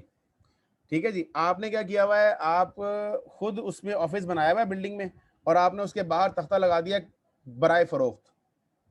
ठीक है, तो ऐसी प्रॉपर्टी इन्वेस्टमेंट प्रॉपर्टी नहीं है, वो कवर होगी IFRS 5 में जाके इंशाल्लाह। अवेटिंग डिस्पोजल मींस बराए फरोख्त।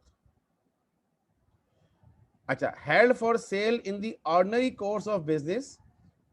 ठीक है, और in the process of construction और डेवलपमेंट फॉर सच सेल। आपने कोई बिल्डिंग बना रहे हैं लेकिन बिल्डिंग बना के आपने आगे फरोख्त कर देनी है। जैसे अक्सर कंस्ट्रक्शन कंपनी क्या करती हैं, मॉडल हाउसेस बना के आगे सेल कर रहे हैं, तो वो जो मॉडल हाउसेस बना के सेल कर रहे हैं या वो जो हाउसेस बना के सेल कर रहे हैं वो है तो प्रॉपर्टी लेकिन वो आपके लिए इन्वेंट्री है, वो IAS 2 में कवर होगी।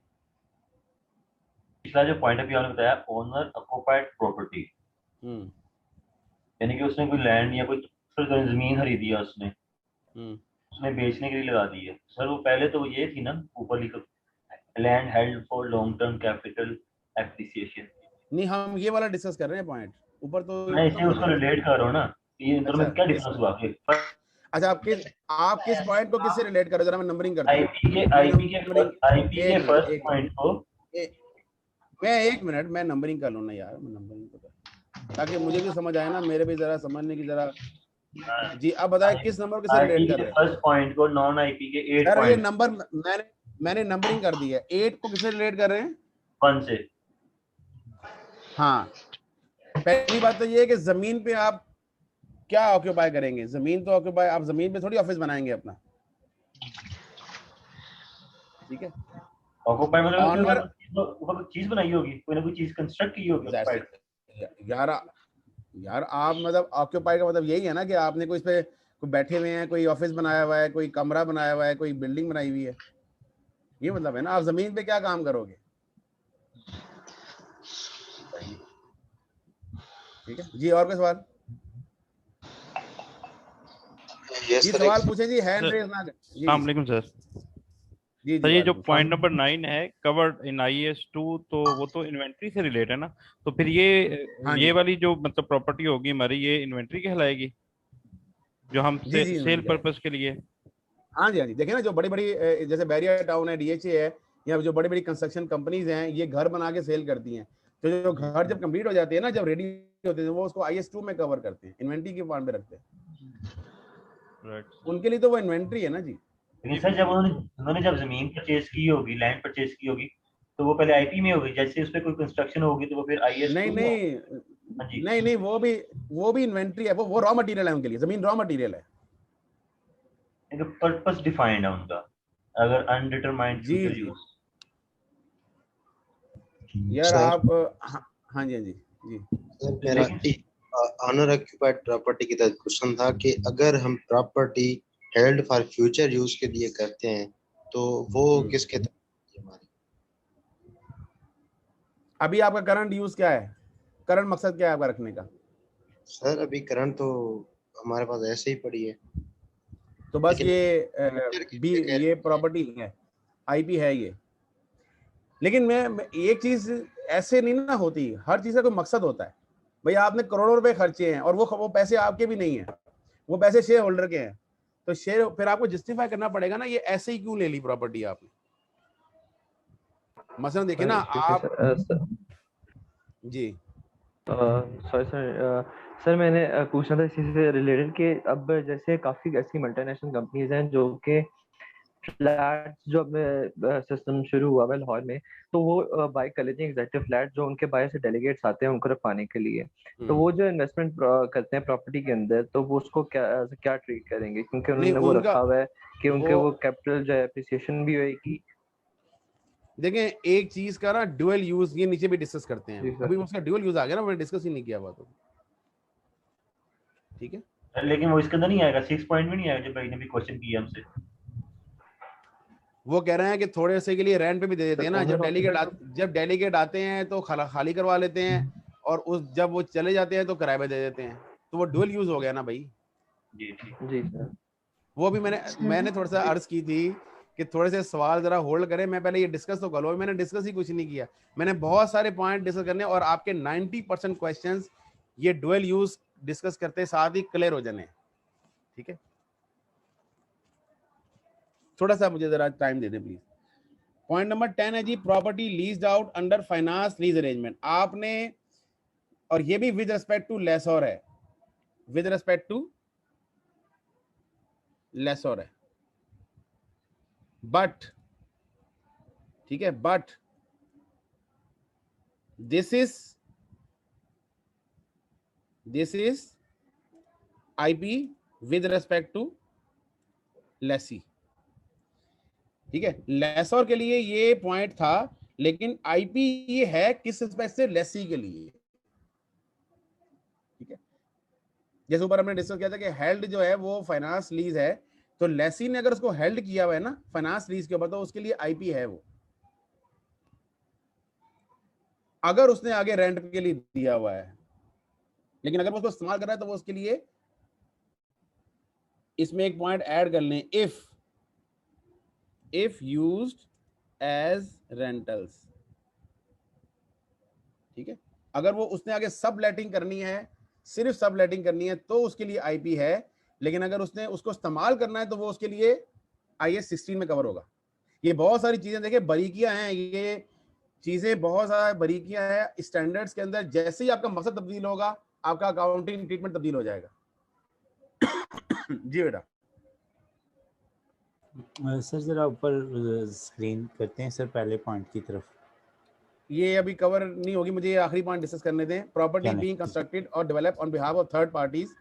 ठीक है, तो आप अगर कंस्ट्रक्शन कॉन्ट्रैक्ट कोई कर रहे हैं, आपने कोई बिल्डिंग बना के, ठेकेदार अगर आप हैं तो आपने कोई बिल्डिंग बनानी है और वो आपने फिर किसी के लिए बना रहे हैं, आपने किसी से कॉन्ट्रैक्ट किया हुआ है और उस कॉन्ट्रैक्ट करने के बाद आप उसको प्रॉपर्टी उसके नाम कर देंगे, तो भी ये IFRS 15 में कवर होगी। ये IP नहीं है। ये 15 डिजिटल है जी। IFRS 15 जी। ये कौन सा सर जी? ये रेवेन्यू का है जी। रेवेन्यू। सर थर्ड पार्टी के लिए तो IP होगा ना फिर? नहीं, थर्ड पार्टी का इस्तेमाल पे डिपेंड करता है। अगर उसने उसको इस्तेमाल के लिए लिया है तो फिर उसके लिए 16 में जाएगा। अगर उसने आगे किराए पे देना है तो उसके लिए फिर वो IP हो जाएगा। मकसद डिपेंड करेगा ना कि उसका मकसद क्या है रखने का। ठीक है जी। अब कोई सवाल पूछें जी, कोई सवाल? यानी कि 11 पॉइंट के अंदर वो हर चीज खुद परचेज कर रहा है, लैंड भी, बिल्डिंग, जो भी इसको चाहिए, फिर वो उसको पूरा कंप्लीट करके आगे दे रहा है। नहीं है, जरूरी नहीं है। देखिए ना, आपकी जमीन थी, आपने एक ठेकेदार से बात की है, ठीक है। ठेकेदार एक कंस्ट्रक्शन कंपनी है, ठीक है। अब उस कंस्ट्रक्शन कंपनी के लिए वो जो प्रॉपर्टी है वो अब वो उसके हवाले हो जाती है। वो उसको बनाता है, पूरी बिल्डिंग बनाएगा, वो उसी में फिलहाल उसको काम कर रहा है। लेकिन उसने जब वो कंप्लीट हो जाएगी बिल्डिंग, तो उसने एक पैसे वसूल करने हैं और बिल्डिंग उसके हवाले कर देनी है। अब ठेकेदार कंपनी के लिए वो IFRS 15 में कवर होगी। जी जी सर 10th पॉइंट रिपीट कर दें सर। 10th पॉइंट में ये है कि आपने एक प्रॉपर्टी आगे किसी को फाइनेंस लीज पे दे दी है, ठीक है। अब चूंकि हमने फाइनेंस लीज का ट्रीटमेंट नहीं पढ़ा हुआ, लिहाजा ये आपको इसलिए डिफिकल्ट हो रहा है। आपने किसी, मिसाल के तौर पे आपके पास एक घर है, आप उसके मालिक को, ठीक है। अब हमने तो ये पढ़ा था ना कि जी किराए पे दिया है तो वो IP है, लेकिन आपने उसको 200 साल के लिए किराए पे दे दिया है वो घर। अब 200 ईयर्स के लिए वो घर उसको किराए पे चला गया। अब आप मुझे बताओ, ना 200 साल में आपने रहना है ना उसने रहना है, ठीक है। तो ये जो किराए की अरेंजमेंट है, ये फाइनेंस लीज अरेंजमेंट है। ये अब आपके लिए इन्वेस्टमेंट प्रॉपर्टी नहीं है। ये इसको IFRS 16 में कवर करेंगे। ठीक है सर, ठीक हो गया। लेकिन अगर आपने 1 साल के लिए किराए पे दिया है, 2 साल के लिए किराए पे दिया है, 3 साल के लिए किराए पे दिया है, तो फिर ये आपके लिए इन्वेस्टमेंट प्रॉपर्टी है, जो कि ऊपर पॉइंट नंबर 3 में डिस्कस हुआ था। जी बेटा, कोई सवाल? सर कुछ लोग लीज पे देने के बजाय सर जैसे गिरवी दे देते हैं, तो वो भी इसके अंदर ही कवर होगा? बेटे ये जो नॉन कन्वेंशनल प्रैक्टिसेस है ना, इनका अकाउंटिंग ट्रीटमेंट के साथ ना कोई इतना, क्योंकि देखिए मल्टीनेशनल तो गिरवी नहीं ना देगी। ये जो है ना, ये पर्सनल कैपेसिटी पे लोग करते हैं काम, ठीक है। इन पर्सनल कैपेसिटी पे काम करने का ना IFRS में कोई, IFRS वालों को तो ये बात समझानी पहले पड़ेगी ना कि भजन गिरवी भी कोई चीज होती है, ठीक है। हाँ, तो ये गिरवी वगैरह ना, ये पर्सनल कैपेसिटी पे लोग चीजें कर रहे होते हैं। सोना रखवा दिया, गोल्ड की चेन रखवा दी, सोना मिला था 10 तोले सोना रखवा के घर ले लिया, ठीक है। वो एक तरह से बेटा फाइनेंसिंग अरेंजमेंट होती है। उसको अगर आपने रिकॉर्ड भी करना है तो आप as a loan arrangement record करेंगे, IFRS 9 के अंदर कवर कर सकते हैं आप। Okay sir, thank you. क्योंकि बेटा वो लोन ही है ना एक तरह से वो। सारी कंपनीज वगैरह जो मॉर्गेज करती हैं, अपने पूरे गोडाउन वो कर देती हैं, प्रोडक्शंस अपनी जो है ना वो मॉर्गेज कर देती हैं, वो किस में आएगा? नहीं, मॉर्गेज पहले कहते हैं किसको है? What is mortgage? सर ये रहन रखना ही हो गया ना सर, वो दूसरे लोगों। नहीं, वो मॉर्गेज किसको कहते हैं? What is mortgage? ये रहन तो एक लेमैन लैंग्वेज है ना। प्रॉपर्टी के अगेंस्ट लोन देना या प्रॉपर्टी के अगेंस्ट कोलैटरल। बेसिकली वो कोलैटरल है, रहन कोलैटरल है, उसका तो कोई ताल्लुक ही नहीं है। वो तो एक आपने जमानती तौर पे वो प्रॉपर्टी रखवाई हुई है, आप उसके लीगल ऑनर तो हो ना, ठीक है। तो उसका ताल्लुक ये किसी अगर आपने कोई प्रॉपर्टी किसी को लोन के अगेंस्ट मॉर्गेज करवा दी है ना, तो उससे उसका अकाउंटिंग ट्रीटमेंट तब्दील नहीं हो जाएगा, ठीक है, वो अपनी जगह ही रहेगी। अगर आपने वो प्रॉपर्टी इन्वेस्टमेंट प्रॉपर्टी थी और आपने उस पर लोन ले लिया है, ठीक है, आपने एक लेट्स सपोज आपने बैरिया टाउन में एक प्लॉट लिया 10 करोड़ रुपए का, एक कमर्शियल प्लॉट ले लिया, और आपने उस कमर्शियल प्लॉट को क्या किया, बैंक में गिरवी रखवा के 8 करोड़ का लोन ले लिया, ठीक है। अब ये जो आईपी है 10 करोड़ का, ये आईपी ही रहेगा, ठीक है, ये इस रहन रखवाने से ये आईपी से नॉन आईपी नहीं बन जाएगा।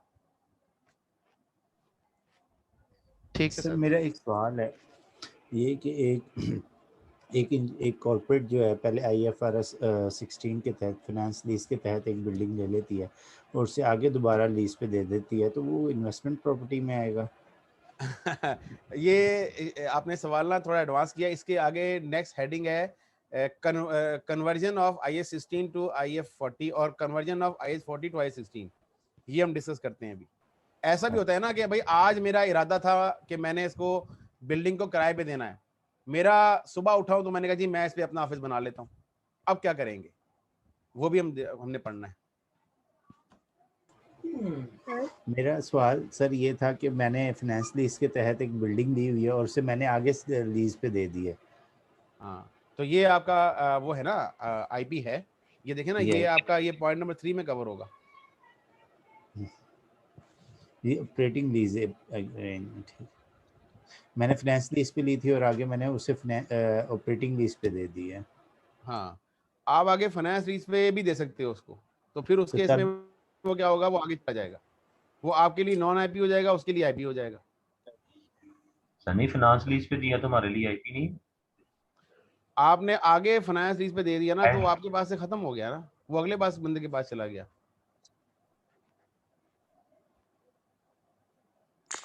इतनी वैसे मेरी बताएं, इतनी टेंशन वो क्यों लेगा कि मैंने फाइनेंस लीज पे ली, आगे फाइनेंस लीज पे दे दिया? मेरा ख्याल है ऐसी कोई अरेंजमेंट होगी नहीं, प्रैक्टिकली नहीं है कि आपने एक बिल्डिंग फाइनेंस लीज पे ली है और आप उसको आगे फाइनेंस लीज पे दे रहे हो।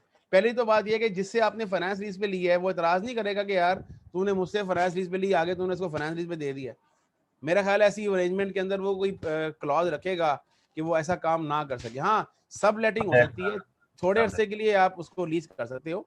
वैसे आप देखो ना आजकल जितने भी किराएदारी के एग्रीमेंट हो रहे हैं, अगर आपने उसको देखें तो उसके अंदर एक बाय डिफॉल्ट क्लॉज होती है कि ये सबलेट नहीं करेगा किसी को, ठीक है, ये सबलेट नहीं करेगा। अभी तो ये तकरीबन, क्योंकि थोड़ा सा मैंने 2-3 इसका मुझे मौका मिला देखने का, ये एग्रीमेंट्स का किराएनामे, तो तकरीबन हर किराएनामे के अंदर ये पॉइंट जरूर होता है कि ये आगे सबलेट नहीं करेगा किसी को। अगर सबलेट करेगा तो ये हमारा एग्रीमेंट कैंसिल, ये खाली करेगा प्रॉपर्टी।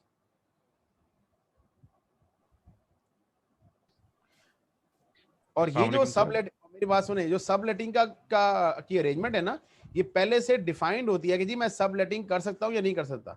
अगर तो आपको मेन ऑनर ने सबलेटिंग की इजाजत दे दी है तो आप आगे सबलेटिंग कर सकते हो, वरना हर एक के अंदर आप सबलेटिंग नहीं कर सकते। जी सर, अगर वो इजाजत है तो फिर उसको हम क्या कहेंगे, नॉन आईपी ना? इजाजत है तो डिपेंड करेगा कि आपने आगे ऑपरेटिंग, हाँ फिर आईपी है, फिर आपकी आईपी है ना। हाँ, ये पॉइंट नंबर 3 में तो कवर हो रहा है। जी सर, यही बिल्कुल जी। सर अगर ऑपरेटिंग लीज पे लिया हुआ तो IAS 16 में जाएगा डायरेक्टली? नहीं, ऑपरेटिंग लीज पे तो सिंपल आपने किराया पे करना है ना, या असल में आपने लीज अभी पढ़ा नहीं है ना, तो उसकी अरेंजमेंट, उसकी अकाउंटिंग आप अभी नहीं समझ सकते। उसकी अकाउंटिंग क्या है वो छोड़ दें। जी जी।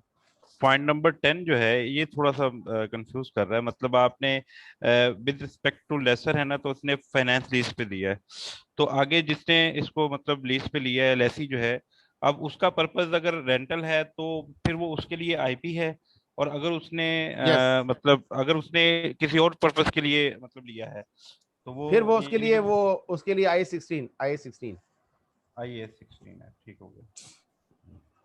तो ना मैंने एक बिल्डिंग इस्तेमाल के लिए ली है लीज पे, मतलब मैंने फाइनेंस लीज पे इस्तेमाल के लिए लिया है, तो मैं उसको IAS 16 के तहत डेप्रिशिएट करूंगा।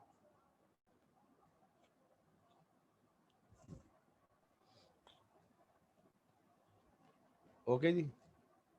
सर पॉइंट 2 में ये जो अनडिटरमिन्ड फ्यूचर यूज, अभी आपने बोला था कि हर चीज का कोई ना कोई ऑब्जेक्टिव होता है, अगर कोई हम ऐसी इन्वेस्टमेंट नहीं कर सकते क्योंकि हमें शेयर होल्डर्स को बताना होता है कि इन्वेस्टमेंट हमने इसलिए की है, तो फिर ये अनडिटरमिन्ड फ्यूचर यूज किस तरह से इसको कवर बेटे करेगा? ये ना मेरा ख्याल है ये आईएस ने ना कोई लूप होल बंद किया है, कोई चोर स्विच बंद किया है, ठीक है।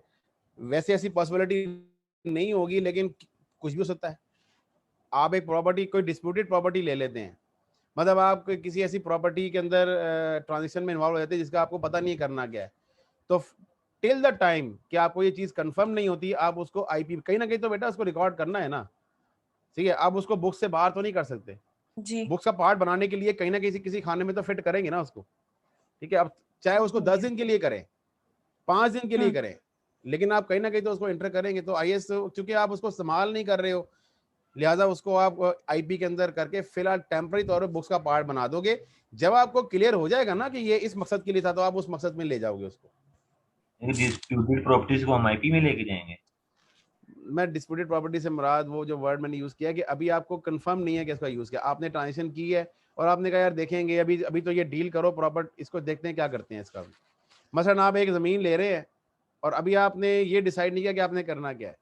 आपने उसको 2 काम हो सकते हैं, या आप उसको आगे प्लाजा बना के उसको रेंट पे दे सकते हैं, या आपने ऑफिस को उस पर शिफ्ट कर सकते हैं। अभी लेकिन आपको कंफर्म नहीं है दोनों से, ठीक है, लेकिन आपने वो लैंड परचेज कर ली है। तो चूंकि अब आपको कंफर्म नहीं है, आपने करनी थी परचेज, दोनों में से कोई एक काम तो करना है ना आपने, लिहाजा आपने हमें क्या जरूरत है, आती तो ये प्रॉपर्टी से ही है ना हमारी। इसको इस तरह भी कर सकते हैं। एक मिनट, एक सवाल करें। हाँ जी, पहले क्या कह रहे हैं? मुझे क्या अगर इसको फिर एक ऐसा कैटेगरी रखने की क्या जरूरत है, जबकि हमने इसको डेप्रिशिएट भी करना है और ये है भी हमारा नॉन करंट में आता है। नहीं, लैंड को क्यों डेप्रिशिएट करेंगे आप? और लैंड के अलावा सर जी बिल्डिंग वगैरह की बात कर, लैंड की तो बात ही नहीं।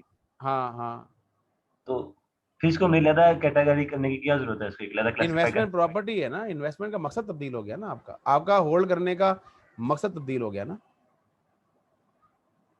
ठीक है। आप उसको यूज तो नहीं ना कर रहे। ठीक हो गया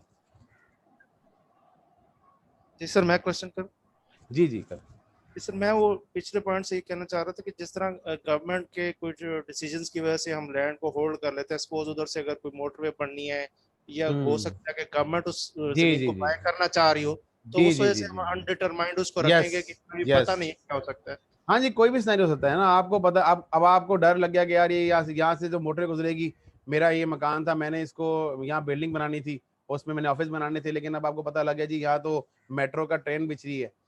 तो अब आप उसको क्या करेंगे, फिलहाल अपने पास से यहाँ से रिमूव करेंगे और आईपी में इसको भेज देंगे। बिल्कुल ठीक है, बिल्कुल सही आपने एग्जांपल दिया, गुड। ये तो कन्वर्जन होगी ना। हाँ जी, वो कन्वर्जन अभी हम देखते हैं ना क्या इसका ट्रीटमेंट है। अभी तो हम आईपी और नॉन आईपी को डिस्कस कर रहे हैं। ओके, अच्छा, अब नेक्स्ट एरिया जो हमारे पास है वो है कि ऐसी प्रॉपर्टी जिसके दोनों इस्तेमाल हैं, मल्टीपल यूजेस हैं। ये जरा थोड़ा समझ लीजिएगा। There could be a situation where a building can be accounted for in 2 different ways.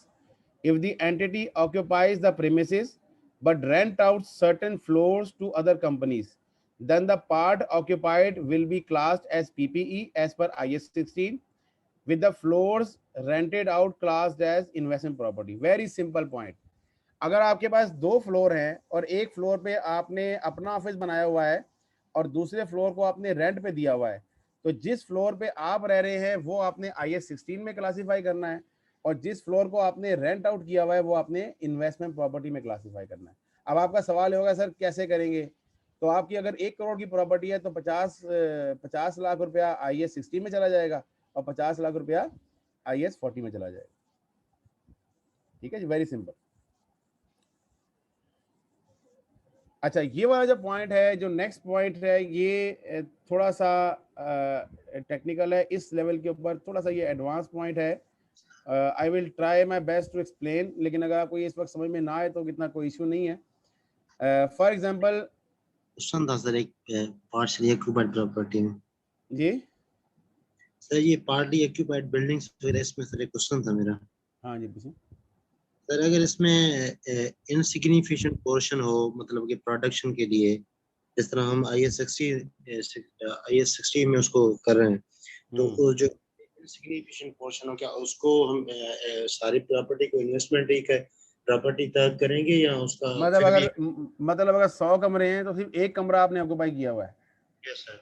हाँ तो फिर ठीक है, फिर आप उसको सारी की सारी को आईपी कर लें, क्यों इतनी टेंशन लेंगे? के हिसाब से करेंगे नहीं इसको हम यार। 100 अगर कमरे हैं और एक कमरे में अगर आपने उसको छोटा सा आपने स्टोर रूम बनाया हुआ है अपने लिए, तो यार इतना तो ना करें, छोड़ दें, जाने दें, इमटेरियल हो गया ना। आप फिर भी कर सकते हो यार, कर सकते हो, कोई रोका किसी ने नहीं है, लेकिन आपको on the basis of materiality आप उसको कर सकते हो, नहीं भी कर सकते कर भी, आपकी मर्जी है, ठीक है, लेकिन आपने उसको डिस्क्लोज करना है प्रॉपरली,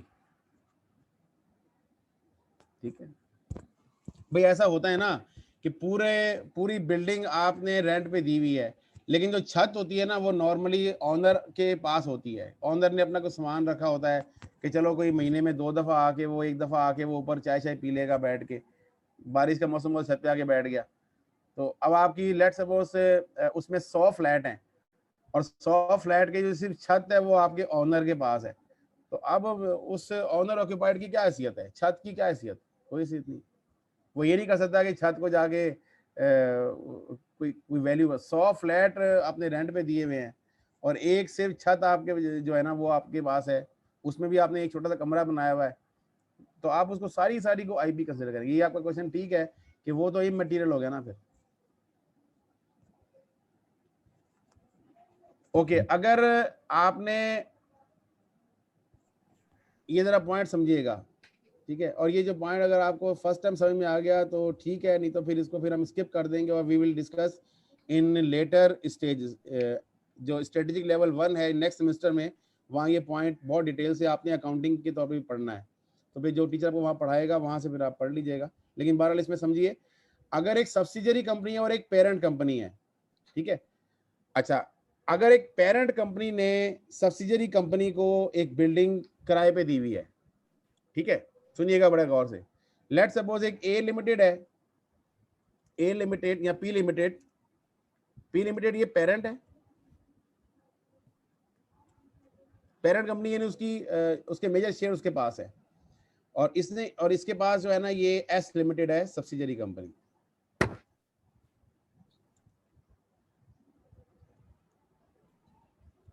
ठीक है। अगर पी लिमिटेड ने रेंट पे दी हुई है प्रॉपर्टी एस लिमिटेड को, ठीक है, अगर तो बुक्स बन रही हैं सेपरेट, ठीक है, तो पेरेंट के लिए वो आईपी है क्योंकि उसने एस को किराए पे दिया और एस की बुक्स अलग बन रही हैं, पी की अलग बन रही हैं।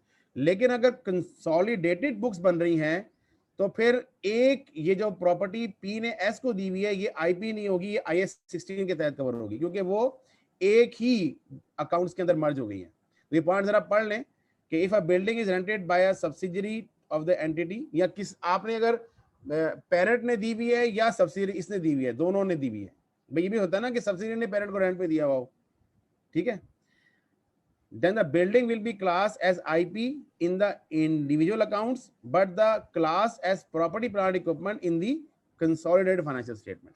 तो ये जो consolidated financial statement है ये आपने इस सेमेस्टर में थोड़े से पढ़ने हैं, लेकिन ये वाला इशू हम इधर डिस्कस नहीं करेंगे, वो आपका नेक्स्ट सेमेस्टर में आपका जो डिफरेंट एडवांस इश्यूज हैं वहाँ पे कवर होंगे। लेकिन बार कॉन्सेप्ट ये है कि अगर इंडिविजुअल अकाउंट्स हैं तो फिर ये IP होगा, लेकिन अगर कंसोलिडेटेड अकाउंट्स बन रहे हैं तो फिर ये प्रॉपर्टी प्लांट इक्विपमेंट के तौर पे कवर होगा। ये पॉइंट है।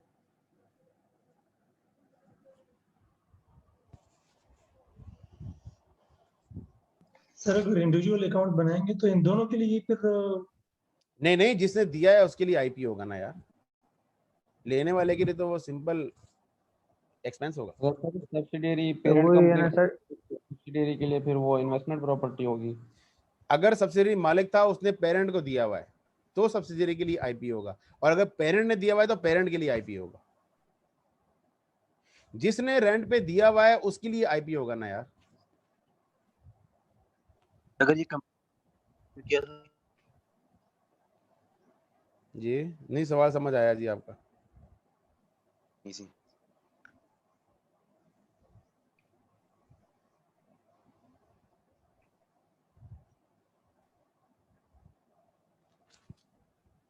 आपका पॉइंट नहीं समझ आया।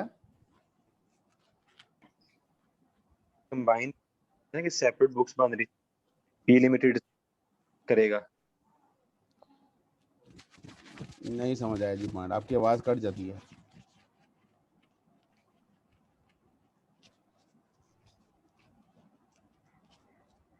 किसी और को समझ आया जी पॉइंट क्या कह रहे हैं ये?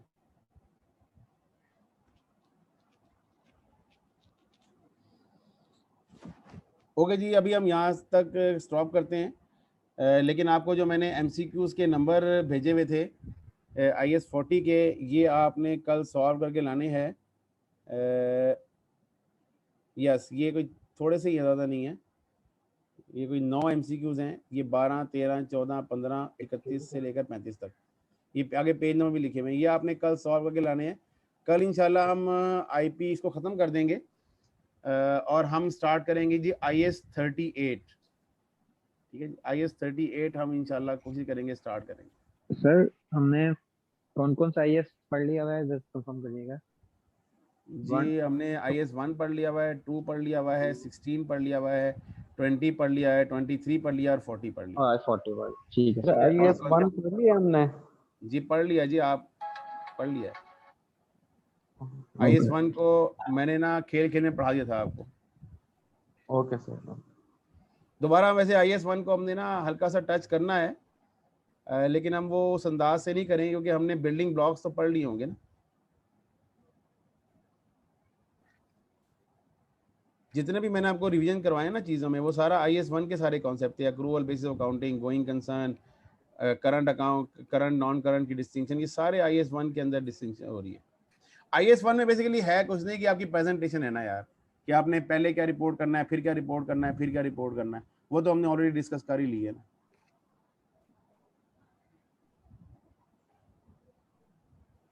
तो मेरा क्वेश्चन ये था कि वही लास्ट में जो अपने पॉइंट पर अभी सब्सिडरी वाला पेरेंट वाला, कि अगर सेपरेट बुक्स बन रही हैं तो अगर एक ने नहीं कि पेरेंट ने अगर दिया हुआ सब्सिडरी को या सब्सिडरी ने पेरेंट को दिया हुआ, तो ये जो प्रॉपर्टी IP पे ट्रीट करेंगे एज आ, और अगर जिसने दिया हुआ जिसने दिया हुआ है, जिसने दिया है वो उसे करेगा। और ऐसी बात है, लेने वाला कैसे करेगा? लेने वाले की तो लेने वाले की नहीं जी। In case of combined books, combined books में तो आपने डिस्टिंक्शन खत्म कर देनी होती है ना पेरेंट सब्सिडी की, वो तो एक ही बुक बन जाती है, फिर वो फिर IS 16 में कवर होगा। मैंने अपने आप को लीज पे दिया है, ये तो नहीं होता ना, मैंने अपने आप को किराए पे दिया है। ठीक है, कंबाइंड बुक्स का कॉन्सेप्ट पता कैसे होता है कि मैंने अपने आप को किराए पे दिया, तो ये कोई मानेगा कि मैंने अपने आप को किराए पे दिया हुआ है? तो मैं तो खुद इस्तेमाल कर रहा हूँ ना। ठीक हो गया, अंडरस्टैंड कर लिया पॉइंट का। जी जी जी, चले जी, इंशाल्लाह कल मुलाकात करते हैं इस पे। सर मेरा एक क्वेश्चन है। जी जी सर, ये IP और नॉन IP में हमने तकरीबन कुछ 11 टाइप्स पढ़ लिए। अच्छा, ये तो सारे सर रेंटल से रिलेट करते हैं, इसमें कैपिटल एप्रिसिएशन की रिलेशन किसी के साथ है ना? क्यों नहीं है यार? एक पॉइंट तो था ना कैपिटल एप्रिसिएशन यार, बिल्कुल था पॉइंट। मेरे ख्याल से कोई ये जो पहला पॉइंट ही वही है यार। देखो ऐसे बात ना करो यार, इतनी मेहनत से मैंने पॉइंट बनाया। ठीक है, पहला पॉइंट ही आपका वही है जो आप कह रहे हो नहीं है। नहीं सर, इसको जरा काइंडली फर्दर एलेबोरेट कर ले कि इसको हम किस तरह इन्वेस्टमेंट प्रॉपर्टी बना सकते हैं या कंसीडर कर सकते हैं। यार आपने बैरियर टाउन में प्लॉट लिया और आपने उसको छोड़ दिया। आपका ये जब बच्चे बड़े होंगे उनके लिए देखा जाएगा। मतलब ये हमारे इस्तेमाल में नहीं होगा, सिर्फ हम फ्यूचर कैपिटलाइजेशन के लिए रखते हैं इसको। हाँ जी, वही लिखा हुआ है ना, और क्या लिखा? इस्तेमाल करें तो IS 16 में कवर हो जाएगा ना। मुझे पहला पॉइंट, नीचे वाला पहला पॉइंट है, ये देखिए।